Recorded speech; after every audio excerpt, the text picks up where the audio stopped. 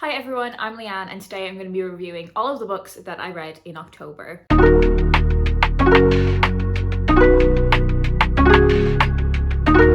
If you're watching this and you're like, where the hell is she? And you haven't watched my recent chatty catch-up video, I would recommend you go and watch that video because it will answer all of your questions. If you don't care about that, I would still like you to answer the question that I asked in that video, which is extremely important. And that is, what do I do with this blank space here? Do I buy a new telly? Do I put up some art? Or do I get one of those projector things so I can watch films but not commit to having anything on the wall? I'd love to hear your thoughts. I have, I think, 15 books to talk to you about. Only 5 of them are books for grown-ups. I read a lot of books for work in October. I had such high hopes for my reading in October in the sense that I had lots of spooky reading plans, but I feel like a lot of my reading was in stolen moments. You'll see when I get on to talking about the books for younger readers, but so many of the books I read were really short or were just really quick reads for me. I had a lot of problems with focus just kind of generally in October, but I did read some of the books that I wanted to read for spooky season, and I'm going to start with Eat the Ones You Love by Sarah Maria Griffin. So we begin this book by following a young woman named Shell who has just left her job, left her fiance, and is now back living with her parents. She's not really sure what she's going to do next, but one day she sees a help needed sign in a florist in her local shopping centre, and she decides to put herself forward for this floristry job. And it's there that she meets Neve, who turns out needs quite a lot of help beyond just the role of being a florist. And that is where this book becomes really unique and also kind of pushed me out of my comfort zone reading wise, because this book is actually told from a slightly omniscient perspective of an orchid that is in the florist. This orchid is quite sinister and it is referred to as Baby, who has this kind of insatiable need to feed, this insatiable hunger, and that takes quite a dark and sinister turn, and we learn more and more about the history of the relationship between this orchid called Baby and Neve, who works in the florist. It was definitely creepy, strange, unsettling, and while a large part of the book was focused on that botanical horror, the book was also largely about workplace love affairs, and I think really interestingly the financial and economic situation in Ireland where this book is set, and I think the really interesting kind of cultural position that shopping centres held in Ireland. As someone that grew up very close to a very big shopping centre, that just felt really kind of specific, and I don't know if that kind of makes sense if that's not something that you, or somewhere that you spent a lot of time in growing up, but they're kind of weird places, and the state of those places I think is really reflective of a lot of things culturally. As I said, this was a book that kind of pushed me out of my comfort zone. I don't typically read things that have really any horror elements to them. I don't think this one will be a new favorite because, there is a reason I don't typically read books like that. It's not particularly to my taste, but I definitely found this one refreshing because I didn't typically read a lot of stuff that have elements of horror in them. But one of the big things I came away thinking when I finished this book was just how fantastically written it was. On a kind of sentence level, it's just crafted so magnificently. If you are a bit more of a creepy gal than I am, I think you would like this one a lot. I also read I Want to Go Home But I'm Already There by Roisin Lanigan. So this is about Anya, who has just moved in with her partner Elliot, and it seems like she should be really happy. The community that they have moved into is quite affluent. There's lots of kind of really desirable stuff in the community, like yoga studios and nice bakeries. There are lots of reasons why she should be happy with her new living situation, but she can't seem to shake this feeling of unease, and that increases the further we get into the book. So there are lots of things that she's starting to find quite creepy. She's starting to find her interactions with a nameless landlord increasingly odd. She's starting to feel really uneasy about the upstairs neighbors as well, and she's finding that there's a huge amount of kind of decay in the house, and the fruit and vegetables that she buys seems to go rotten super quickly. And her partner is not seeing any of this. He kind of thinks that she is being kind of unhinged, to be honest. He thinks that she is being really irrational, and the cracks in their relationship are increasing because of it. This is another one that, while it has a horror element to it, it's so much more about a cultural reflection. And I think the rental market is such a shit show whether I'm thinking about like where I live in London or thinking about like the Dublin rental market. Like that is the real horror show, and like the conditions that need to just be kind of like put up with are just awful. And there is a real kind of unease around kind of paying to live somewhere that should in theory be your home, but it never really will be your home. Like it's a house or a flat that you live in as opposed to an actual home, and kind of what that can do to a person like on a psychological level I think is really interesting. And I think this book raised a lot of really clever considerations about that, but wrapped up in this kind of horror story. I will say, like, I'm using the word horror for both of these books. Like, they're not scary, I don't think. So maybe I'm like, shouldn't be using the word horror, but like they didn't leave me like creeped out or like genuinely like anxious or scared. Another spooky season book that I read that definitely wasn't scary, it was funny, was My Vampire Plus One by Jenna Levine. So I read My Roommate is a Vampire by this author a couple of years ago and I loved it. These are very silly like vampire romances. This does follow on from the first book, but we are following different characters. So like you could read them independently, but I would recommend reading My Roommate is a Vampire first because the characters that we meet in that book pop up in this one. So this is about Amelia, who is tired of people constantly asking questions about her love life, particularly her family. So she is looking for a +1 for an upcoming family wedding so people can like stop asking her questions about her dating life. And I actually read a lot of this book while I was waiting in A&E, which was not a fun time. I was there for like 8 hours overnight. I didn't end up going home until like 7 o'clock in the morning. I'm fine, don't worry, but I'm glad I had this book to like entertain me. And also because it was such easy reading, I managed to read some of this while I was honestly like barely conscious. I also got asked to go on 24 hours in A&E, but I declined that because I was like, if I'm dying, I don't want to be on telly when that happens. Turns out I wasn't dying, so it might have just been a funny anecdote if I had said yes, but alas. Anyway, I enjoyed this one a lot. I would definitely recommend it. I know this author has another book out now, and I would definitely want to read that as well. They're just fun. I also read The Lost Story by Meg Schaefer, and I read The Wishing Game by this author last year and completely loved it. Like, instant new favorite book. So I was really looking forward to reading this one, and this one is kind of slightly Narnia inspired. What I really enjoyed about The Wishing Game was how it kind of felt like a middle grade story but told for adults, and that's definitely what this one felt like as well. And I really love books that take quite a critical or almost like analytical look at why we are so obsessed with fantasy worlds as children, and really shines a light on like genuinely like dangerous situations that you would find yourself in if the kind of fantasy worlds that we are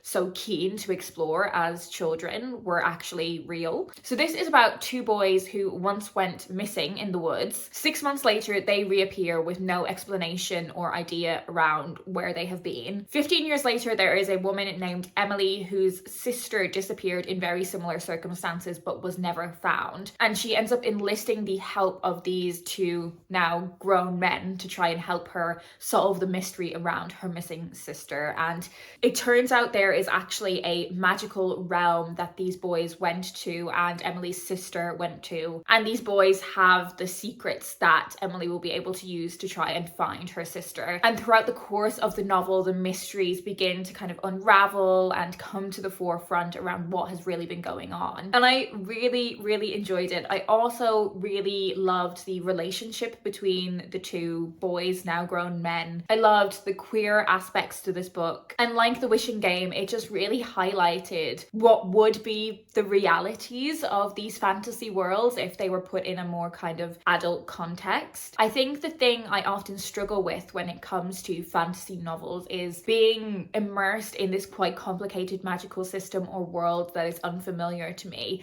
And what I have always really enjoyed about middle grade fantasy is that you immerse yourself in the world through the eyes of a child protagonist who is learning about the world at the same time you are. And that's what I really love about Meg Schaefer's books, is because it allows you to have that same kind of introduction to a world, but with an adult character. There's also a bit of a narrative interjection in this every few chapters, this kind of omniscient voice storyteller that interjects, and I thought that was really entertaining in a kind of fourth wall break moment. So yeah, really liked this one, and I will read everything that Meg Schaefer writes from now on. I also read a non-fiction book, so I read What a Girl Wants by Roxy Bordillon. This is the author's memoir about her experiences growing up and coming to embrace being the fact that she is a woman that loves women. It explores her complicated and messy journey to figuring out her life more broadly, but specifically her sexuality. It looks at things like mental health and body image, the representation of women loving women kind of culturally, and I don't think the author and I are quite the same age, but I think we're close enough in age that a lot of our kind of cultural references or like touch points of seeing women loving women on screen or like just in culture were really similar. It's very honest. It's also really funny. If I had to give this one quite a short, snappy synopsis, I would say this is very much like Everything I Know About Love by Dolly Alderton, but queer. And I would definitely recommend it if that sounds up your street. I'm sorry about how dark it is, by the way. I feel like when I'm filming videos in like the front room, I have like big windows in front of me, so the lighting is really good. And today I don't have that, but it is also just like so dark outside. So there is actually like a big window here, but it is so dark and rainy and horrible, even though it's like midday. Okay, on to some books for younger readers. I read The Dawn of Adonis by Phil Earle. So this is a proof copy, but the book is out now. This is a children's historical animal story. It's set in 1911, and it is the story of what happens when a baby gorilla is smuggled into London via the docks. And this baby gorilla stands to make one man incredibly wealthy. So it's largely about like the animal trade at this time in history. And we are following 12-year-old Nettie, who becomes embroiled in a rescue attempt. And we follow her coming to terms with and trying to understand what she is willing to risk in order to protect this animal. I've really been enjoying reading children's animal stories this year, so I really liked this one, and it was quite different from some of the other ones that I have read. I really loved how it was so rooted in this time in history, and I learned so much about that time in history. You know, it's over 100 years ago, and thinking about what London was like at that time. When I've read historical books, whether that's non-fiction or fiction, that are set around the streets of London, I always find that so fascinating because they're like streets that I know, but they're so, in many ways, so different, and in many ways so similar to how they were 100 years ago. It was written so beautifully, and there was so much humor in the dialogue as well. One of my favorite running threads is that the gorilla is consistently referred to as a monkey, and Nettie is always correcting people that gorillas are apes. And I remember when I was very, very young, I watched like a nature documentary video that I got from the library where I learned the differences between monkeys and apes, and I became like obsessed with correcting people when they got it wrong. So I loved that. It was a great story. It was incredibly heartfelt, and yeah, I really enjoyed it. I also read some graphic novels. So I read Rune, The Tale of a Thousand Faces by Carlos Sanchez. So this is about Chiri and Dai, who find themselves stumbling into this forgotten realm that is tormented by this evil like Shadow King, and it is up to Chiri and Dai to try and close the like portal between their two worlds. And we follow them meeting lots of different characters along the way: warriors, druids, archaeologists. It's full of magic and wonder, and all of these characters are really quirky. But what is really unique about this book as well is its incorporation of sign language. It's a combination of British Sign Language and a kind of made up sign language from the author. And I think the representation of deaf characters is really interestingly done in a graphic novel format. I thought that was really unique, and I really enjoyed the reading experience of this. I always find when I have a cozy evening reading graphic novels, it's just such a wonderful, joyous reading experience. And I definitely found that with the next graphic novel that I read in the month, and that was Les Normaux by Janine Jansen with illustrations by S. Al Sabedo. So this was originally published as a webcomic, and Alice Oseman referred to it as one of her favorite webcomics of all time. And I would say this has become one of my favorite graphic novels of all time. So this is set in a supernatural version of Paris, and I found that setting to be so immersive. Obviously, there are so many kind of visual cues of Paris in the graphic graphic novel. I only went to Paris for the first time this year and I loved it. So reading this book definitely took me back to that trip. We are following Sebastian, who has moved to this supernatural version of Paris and he's learning to do magic, and he's hoping it will be an escape from his regular life, his home life. One night he finds himself going out on the town and he ends up kissing this very hot vampire, and he decides he's not going to be thinking about it again until the next day he realizes that this very hot vampire is actually one of his neighbors. And both of these young men have various kind of insecurities or life situations that are holding them back from truly kind of embracing their feelings and how they feel about one another. There were so many things I loved about it. Obviously, it has a queer story at the heart of it, and I think there's a real fantastic breadth of representation in the side characters or the supporting characters as well, and I loved to see that. The chemistry between all of the characters, whether that is the romantic and kind of sexual chemistry, or also just the kind of chemistry that friends had between them and the kind of humor that friends had between them, was all really spot on. And that comes from all of the characters being so well-rounded. Like, I feel like the creators of this book knew who their characters were inside and out. It was so much fun. It perfectly went from like serious moments to funny moments, so much of the dialogue, but also kind of, because it's a graphic novel, you get like a lot of internal thoughts as well in addition to like spoken dialogue, and that was done so entertainingly. I actually think this was one of my favorite reading experiences of the whole year. I would highly, highly recommend this. And then finally, for the books I read just for funsies, so not books that I read for work, I read Godfather Death by Sally Nichols and Julia Sarda. So this is a quite short fable. I'll flick through so you can see some of the level of text on a page. So it's definitely longer than like a standard picture book. And I don't want to say too much about the kind of plot summary of this, other than it is about a fisherman that makes a deal with death. And that deal doesn't go exactly how he may have expected it to go. I thought the writing style of this so perfectly captured that kind of fable-like way of telling stories. And that storytelling style, coupled with the illustrations, just made for another very cozy, slightly creepy reading experience during spooky season. I do really enjoy books that feature death as a character and the different kind of interpretations of what that figure is like. So, you know, for instance, the depiction of death in the book Thief was, I think, the first time I read about death as a character, and he has featured in a few books that I have read since. So I really enjoyed seeing how that character was depicted in this one, and overall I just really enjoyed reading it. Finally, I'm going to whiz through some of the books that I read for work, and I did mention this in my like chatty catch-up video, but from now on I'm not really going to talk about the books that I read for work in any detail.